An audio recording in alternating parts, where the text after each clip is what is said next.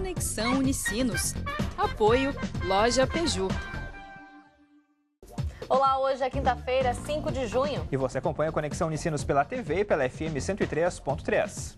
Hoje é o Dia Mundial do Meio Ambiente. Por isso, no programa vamos falar sobre a importância do estímulo ao uso da bicicleta como alternativa para um trânsito mais consciente. No quadro Toque Conexão, Camila Queu fala sobre Erasmo Carlos, um dos ícones do rock brasileiro que completa hoje 73 anos de vida. E ainda nessa edição, confira os detalhes da previsão do tempo para sexta-feira em todo o estado. Eu sou Rodrigo de Oliveira. Eu sou Vanessa Ares. Conexão Unicinos está começando agora. Fique com a gente.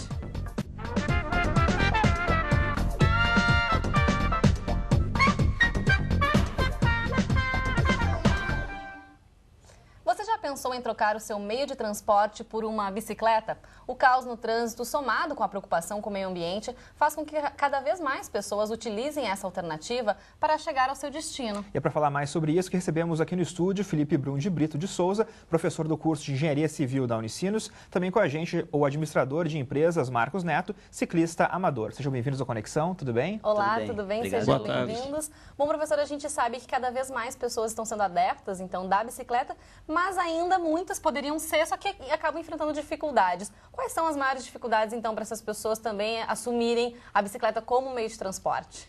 Exato, hoje nas cidades o trânsito está cada vez maior, né? Então, os cruzamentos, né? Se Porto Alegre que tem relevo, outras cidades do interior que tem relevo, principalmente na Serra, né? O relevo difícil de passar com a bicicleta, subidas de calçada, rebaixos, né, de calçada em Porto Alegre. Um dos problemas graves assim que eu vejo são os rebaixos, né? Inclusive os atropelamentos em corredores de ônibus muitas vezes estão ligados a rebaixo de calçada. Então são várias adaptações ainda que tem pavimento, né, paralelepípedo. Então isso tudo dificulta, né? Bom, Marcos já fez viagens, inclusive, né, de bicicleta. Você costuma ver esses problemas que o professor aqui falou conosco? Boa tarde, obrigado pelo convite. É mais uma vez uma satisfação estar aqui com vocês. Para quem viaja de bicicleta é um pouquinho diferente porque nós usamos muito a estrada. Então, na estrada, o principal problema seria o acostamento inapropriado. Então, isso força o ciclista a trafegar sobre a via e isso em algumas rodovias isso pode ser bastante perigoso.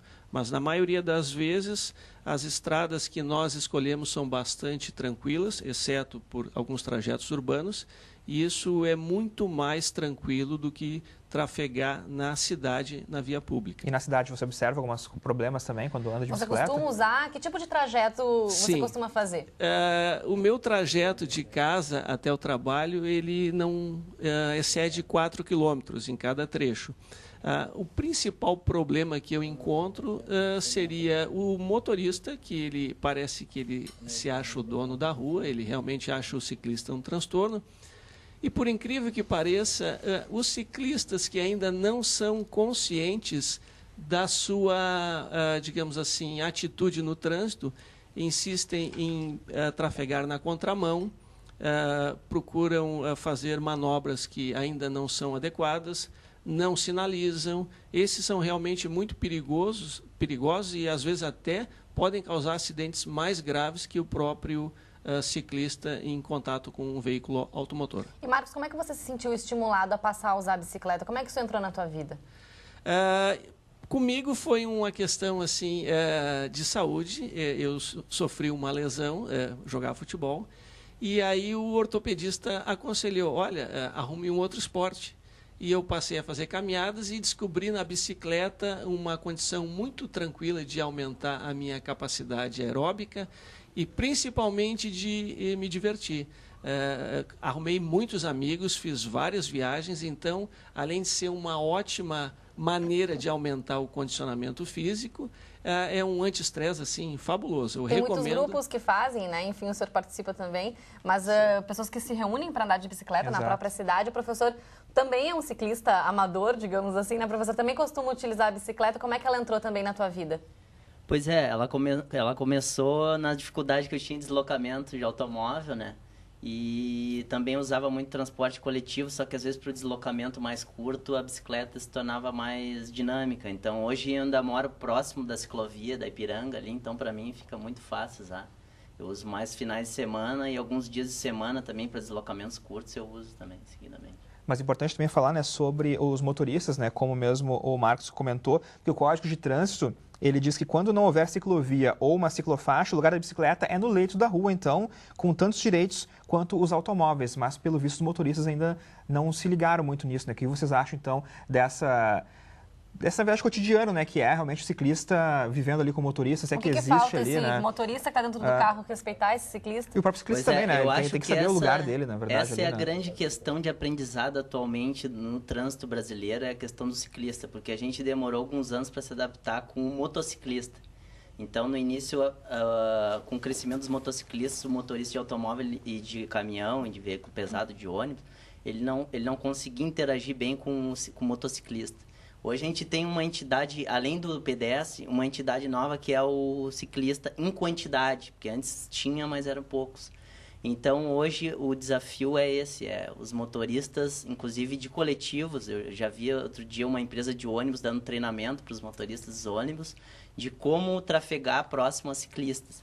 E esse eu vejo como assim o desafio atual, assim, até na formação dos condutores. Claro, essa pessoa que está do outro lado, mas também tem muitos ciclistas, Marcos, que acabam se arriscando. A gente sabe aí que tem tantas mortes que acabam sendo registradas não só aqui no nosso estado, como todo o país, também com ciclistas.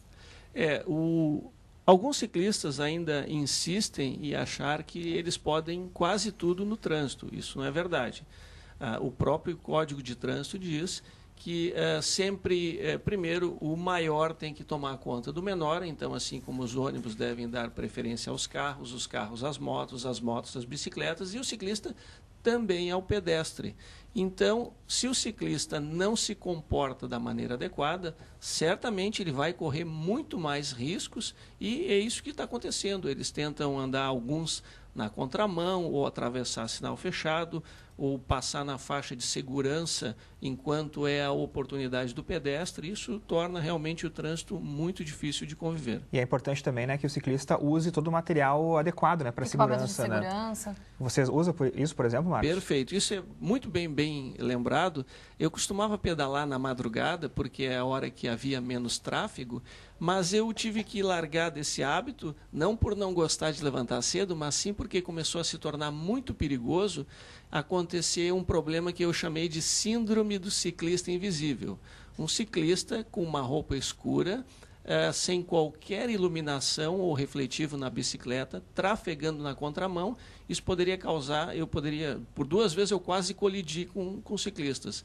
Então, eu, por hábito, uso sempre equipamento de segurança, que é capacete, luvas, sapatilha, e a bicicleta ela tem 2 pisca-pisca na parte da frente e refletivos e piscas na parte traseira, além do pneu ter uma fita refletiva que é para possibilitar que a gente se torne mais visível, além de sempre usar roupas claras. Você quase colidiu com o ciclista enquanto andava de bicicleta também? Exatamente. Então imagina se os ciclistas quase colidem com os ciclistas, imagina um carro então, né, pela manhã andando, não conseguindo ver, né, um ciclista. Acaba não enxergando mesmo. Se o ciclista está adequadamente vestido, com a bicicleta, com refletivos e pisca-pisca, andando no sentido do tráfego, é muito improvável que um carro vá colidir com ele, uma colisão traseira. Pode acontecer.